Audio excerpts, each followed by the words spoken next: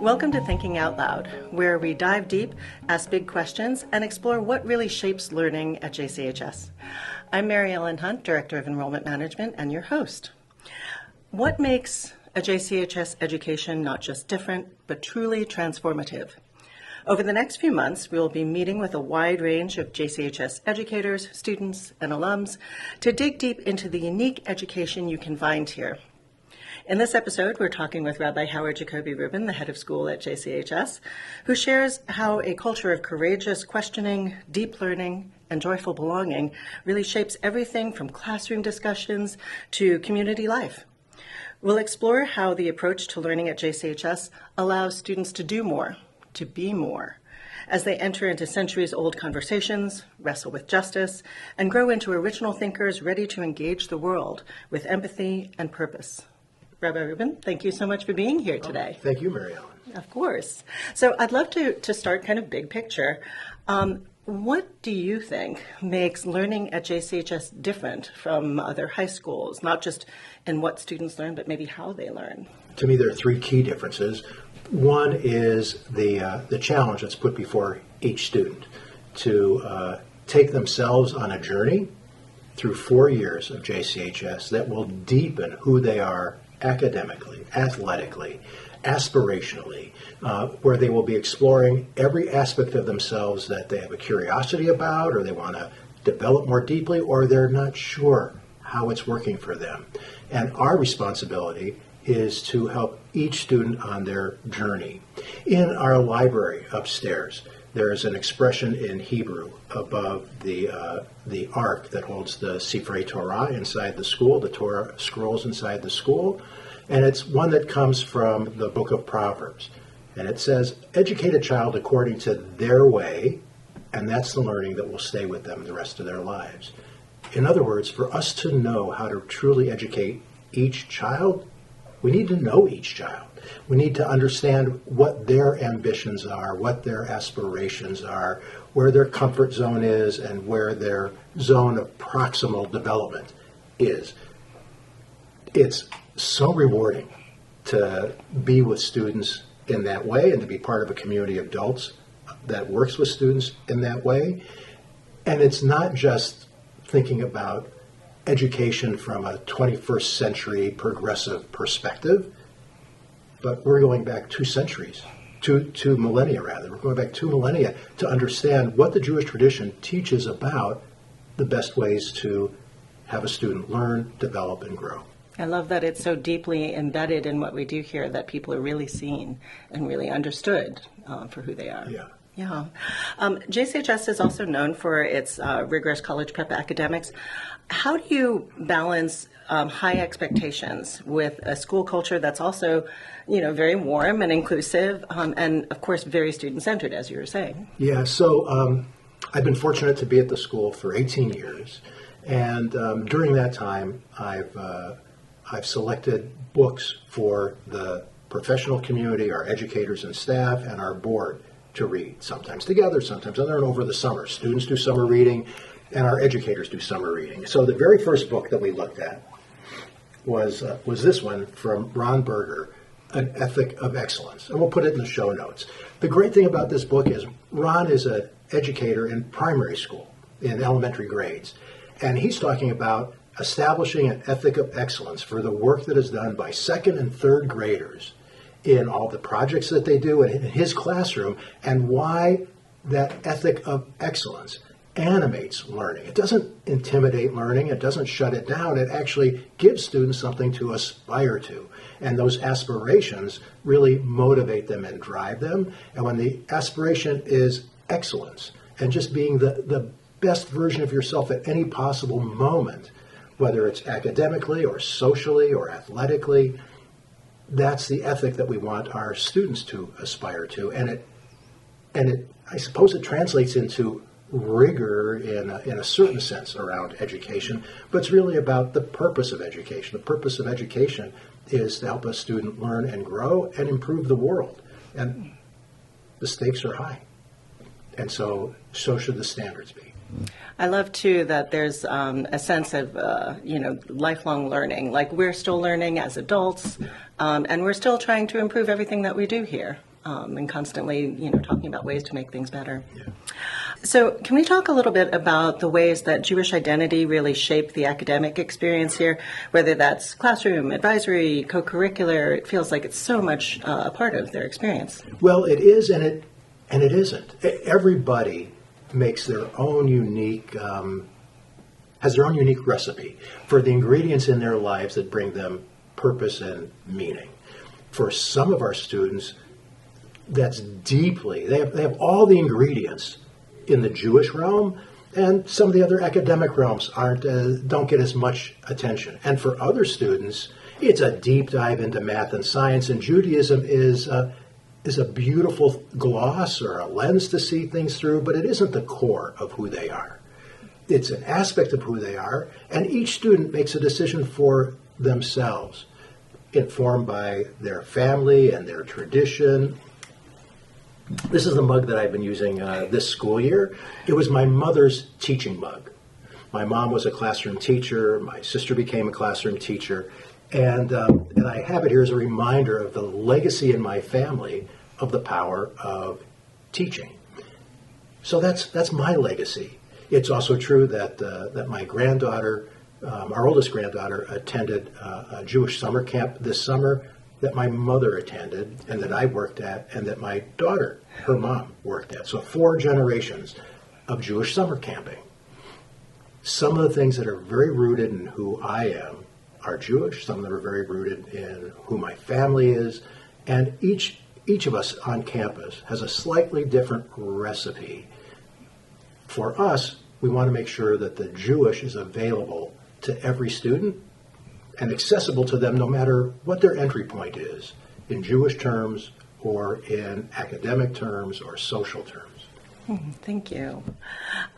So we're in a time now where things feel increasingly, complicated, perhaps even polarized in this world. How does JCHS create space for students to experience, to explore multiple perspectives? So it begins, again, in the Jewish tradition with the rabbinic adage that who is wise? One who learns from everybody. In other words, wisdom comes not from the inside, but it comes from going out into the world and exploring what different perspectives are and being open to hearing a perspective that's different than what you think when you get out of bed in the morning, and you're exposing yourself, and you have a sense of humility about how you think, because none of us have all the answers. And the only way for us to be truly wise is to be open to receiving wisdom and insight and perspective from others. Now, it doesn't mean we have no perspective of our own, but it means that our wisdom is shaped by learning from other people, and that requires a sense of humility. One of the summer books that we encouraged faculty to read this summer was Jonathan Haidt's A Righteous Mind. And his premise is that our world is so polarized, in part because people are so certain of what they believe, they become righteous about it. And it's that righteousness that shuts out the rest of the world and shuts their own mind to being able to see things from another person's perspective. We want our students to interrogate other people and themselves about what informs a perspective. Why does somebody believe that? Not to disagree with them, but to understand them, to have a sense of empathy and humility. And that is something that is both seen in modern research and in ancient wisdom. As the parent of an almost teenager, things are often very black and white for kids that are in this age group. And so I'm wondering if you have any stories about seeing that growth over time as a student. A student comes in here thinking they have all the answers, and then, like on the other side of it goes out, realizing, some of the things that you were talking about. Yeah, so I'll speak about it in first in Jewish terms and then academic terms. So a parent of a 10th grader called me very concerned because their child started taking on a Jewish ritual practice. And it was a Jewish ritual practice that the family wasn't doing. And the parent was really concerned, is the school indoctrinating my kid and they're making them do something more than we do in the family? And there was some dissonance between the parent and the student. And I talked about how high school is a perfect opportunity for students to try things on, see if they fit, and if they don't fit, to take them off and try something else on a week later, a month later, a school year later. 4 years of high school is a long time to try different things. A year later, the parent called me to say they were disappointed because the kid had decided to give up that ritual practice. And when they graduated, they had drifted to a completely different ritual practice. That student, all the way through, from the time they adopted this practice from outside the family till the time they discarded it, to the time that they tried something else on, was being the best version of themselves. And JCHS supports that. We have the same thing going on academically. A student who enters and says, I am not a science kid. And then their eyes are opened in a physics class, which has them doing so many hands-on things. And science isn't any longer about memorizing things, but it's about imagining and seeing their imagination enacted in experiments. They leave taking more AP science classes and math classes than they ever would have predicted in ninth grade. Yeah, I love stories like that. I'm wondering what it means to ask courageous questions at JCHS. It's something that we talk about here and there. Why does that feel like an important part of the educational journey here? So most of us learn the greatest amount by pushing ourselves into what scientists call our zone of proximal development, a bit beyond our comfort zone, but not so much that we are shut down, not so much outside our comfort zone that we're shut down. To get to that zone, we have to be able to be courageous. Stepping outside our zone, they call it a comfort zone for a reason. We have to step outside our comfort zone, and that takes a lot of courage. I think we find that the courage is rewarded when we step outside and we actually learn something. If everybody stayed in their comfort zone through high school, there wouldn't be a need for school. If everybody could go on in their adult lives having learned nothing, but just stuck themselves into their comfort zone through 9th through 12th grade, then there's no purpose of education. But the purpose of education is to get us outside that zone, and that takes courage. I love that, and I don't know when it became a catchphrase, but positive risk is something that we say a lot here. And I think when it first started, kids maybe said it with a little bit of oh sure, we're taking a positive risk, but now they say it, I think, authentically. And they say it encouragingly, right? Like we see our seniors, our 12th graders who are bringing on and running the orientation program for the 9th graders. We see them talking with the 9th graders about take a positive risk. Don't be afraid. Give it a try. The thing I most regret about my 9th grade experience was not trying things enough. And so already the wisdom of those positive risks is learned by 12th grade and passed on to younger students. Such a beautiful thing. So I think a lot of people would say community is at the heart of JCHS. It's in our name. Mm-hmm. How do you see students, teachers, families contributing to a sense of belonging in this community? Community is important in Jewish and modern terms for its own purposes. But that's not what really drives it at JCHS. What drives it at JCHS is the power of being in community to elevate each individual. And in order to be elevated, in order to be courageous and be humble, one has to feel comfortable and secure. And that comfort and security depends on there being a network of relationships where a student will take a positive risk because they know that there are others who will encourage them, support them, applaud them, and even celebrate them when they make mistakes. Because it's when they make mistakes that they depend most on a community, and they depend most on feeling as if they belong somewhere. That's why students our young people, kids, are able to take risks in their families.